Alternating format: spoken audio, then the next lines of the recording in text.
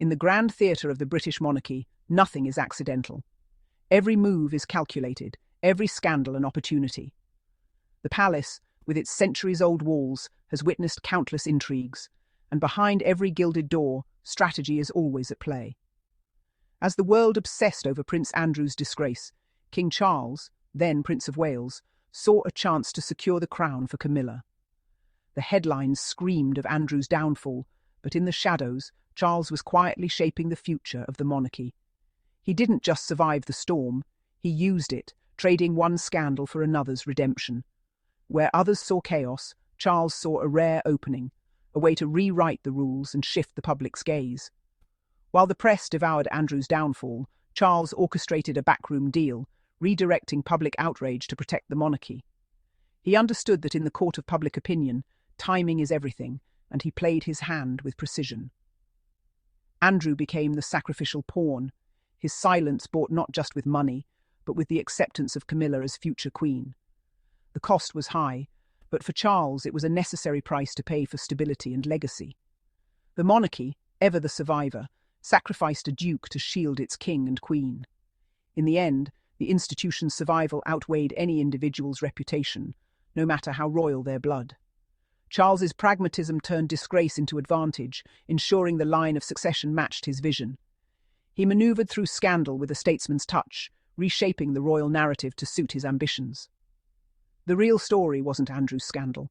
It was how Charles leveraged it for his own ends. In the chess game of royalty, every piece has its purpose, and Charles played his with masterful intent. In the House of Windsor, survival trumps sentiment, and every crisis is currency.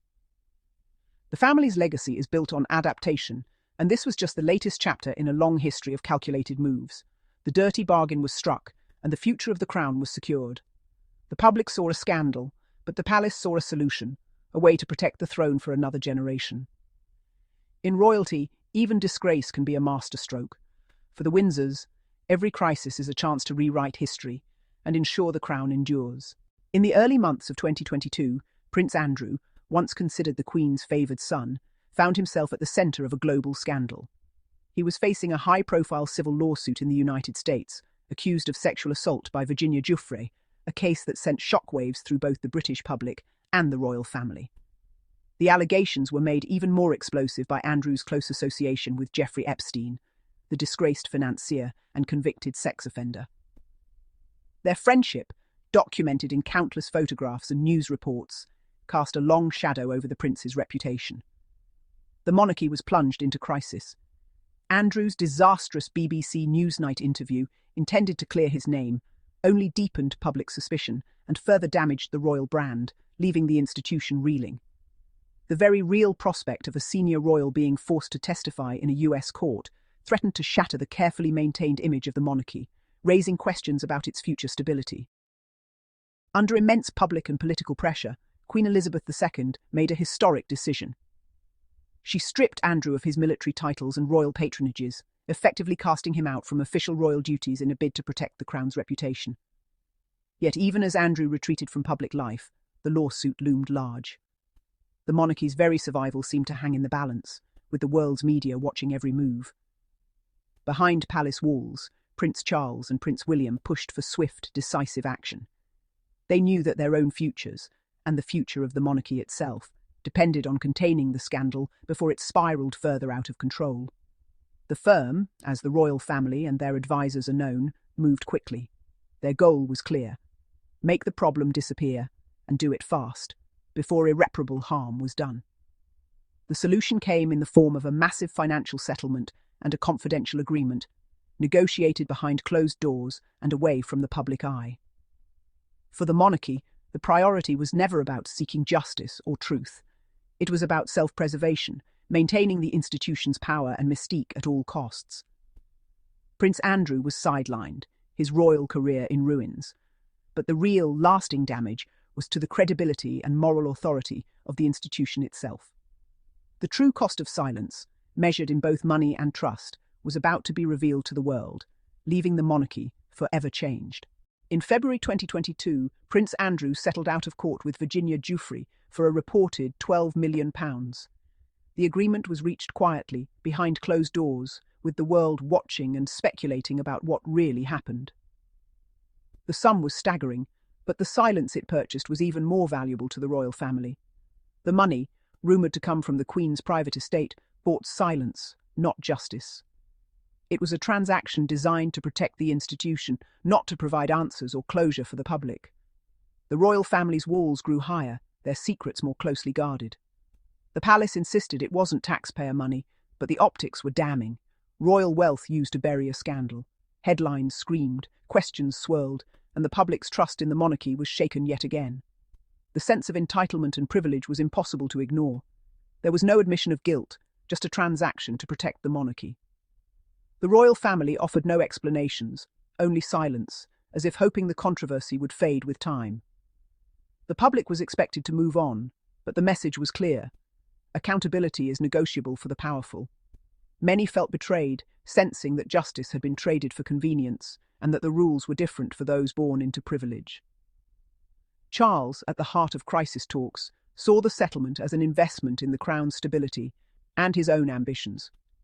He understood that the monarchy's survival depended on swift, decisive action, even if it meant making difficult choices behind the scenes. By helping resolve the Andrew crisis, he created leverage within the family. Charles positioned himself as the problem solver, the steady hand guiding the monarchy through turbulent times.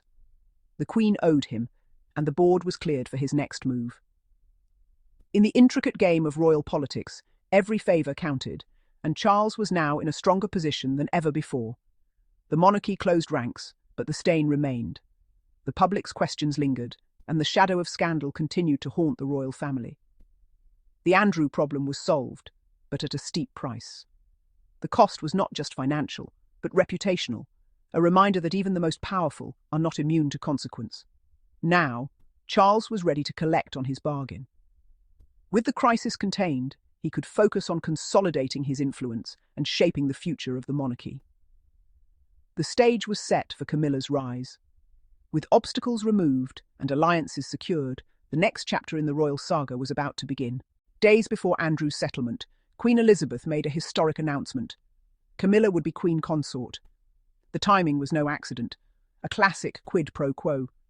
For years, Camilla was promised only the title of princess consort, a concession to public resentment after Diana's death.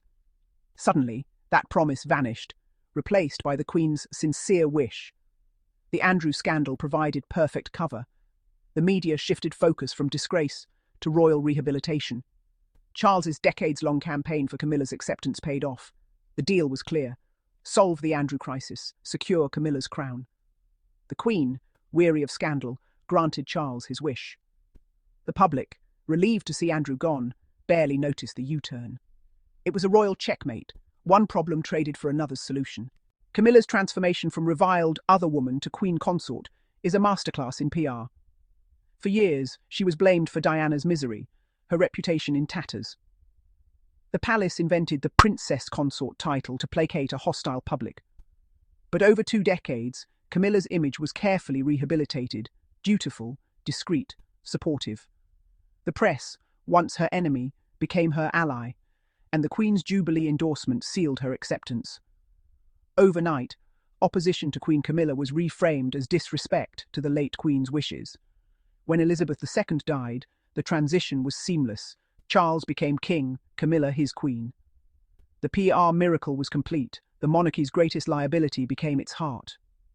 The promise of princess consort was quietly buried. The public, distracted by spectacle and grief, accepted the new reality. The crown's communications machine had triumphed. Behind Camilla's rise stands King Charles, the architect of her acceptance. For him, her coronation was non-negotiable, the final validation of his life choices. He waged a relentless campaign, both public and private, to win over the Queen and the nation. The Queen's blessing was the ultimate prize, and Charles used the Andrew scandal to secure it. He presented himself as the responsible heir, ready to steady the ship and lead. The price for his loyalty? Camilla's elevation. Charles's compassion was selective. His priority was control, not justice. He turned a family disgrace into a political opportunity. The crown was protected, and his queen was anointed. For Charles, ambition always came first. Mission accomplished. At its core, The monarchy's only rule is survival. Individuals are expendable, the institution endures. During the Andrew scandal, the Crown chose power over people, buying silence and manipulating the narrative. Justice and truth were sacrificed for continuity. The timeline is clear: scandal, payout, and a broken promise about Camilla's title. It was a cold, calculated transaction, one crisis traded for a succession plan. The next time you see royal pageantry, remember what lies beneath: ruthless self-preservation. The Crown protects itself, not victims. King Charles inherited this code and proved he'd mastered it. The monarchy survived, and the king got his queen. In the end, that's all that mattered.